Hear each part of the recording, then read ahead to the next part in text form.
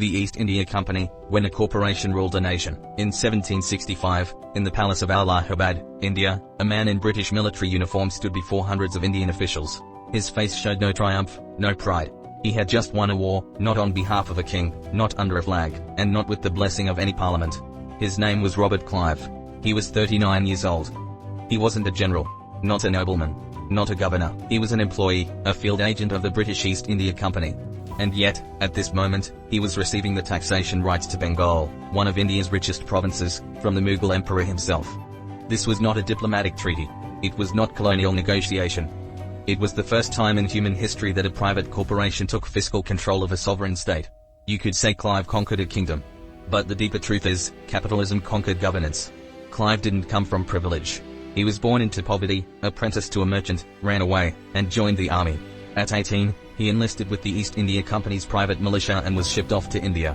He wasn't a great soldier, but he was a brilliant reader of power structures. He understood something others didn't: when governments hesitate, corporations move.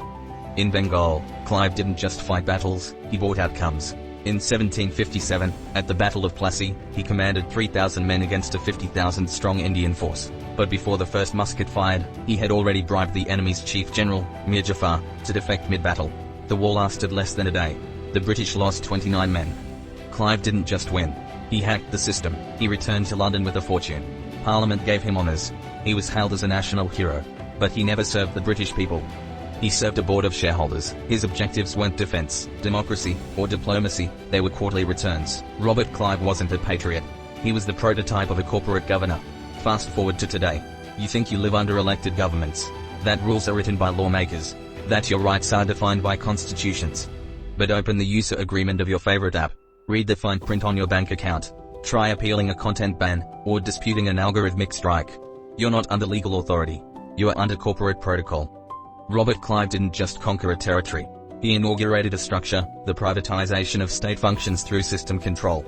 And that structure, it never died. The East India Company didn't begin as a conqueror. It was founded in 1600 by a group of merchants, financiers, and spice traders.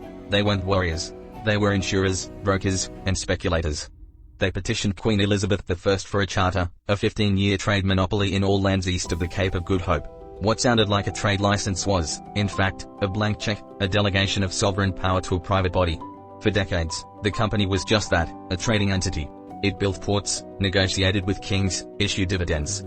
But as profits surged, stock prices rose, and risk tolerance expanded, the company began transforming.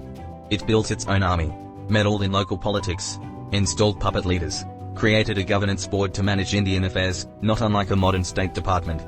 The deeper logic was this: you don't need to hold territory to control a population, you just need to control the contracts. This is the exact model of today's global platforms. They have no borders, but total reach. No citizens, but absolute influence.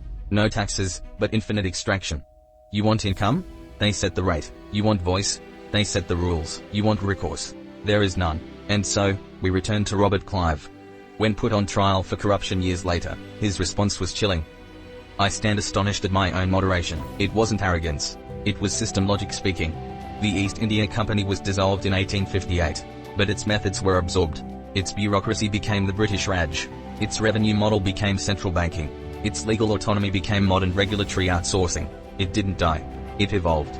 You believe you live in a nation-state, but in reality, you operate inside corporate governance architecture. The names changed: Apple, BlackRock, Amazon, TikTok. The logic remained: consolidate data, outsource liability, control endpoints. That's why we're building something different. Not a company, not a platform, a structure. A personal system you can own, operate, and monetize. Built on AI content generation, tied to marketplace access, enabled through a system card, and anchored by tokenized participation. We don't offer a product. We offer entry into a functional economy. Explore ArmFi System Card. It lets you shop, convert to crypto, and preserve value. It's your first step into an economic system where you own the node. The East India Company used muskets and mandates. We use AI and incentives. If you're tired of being a statistic in someone else's spreadsheet, the link is below. We're not looking for users. We're looking for builders. See you in the next episode.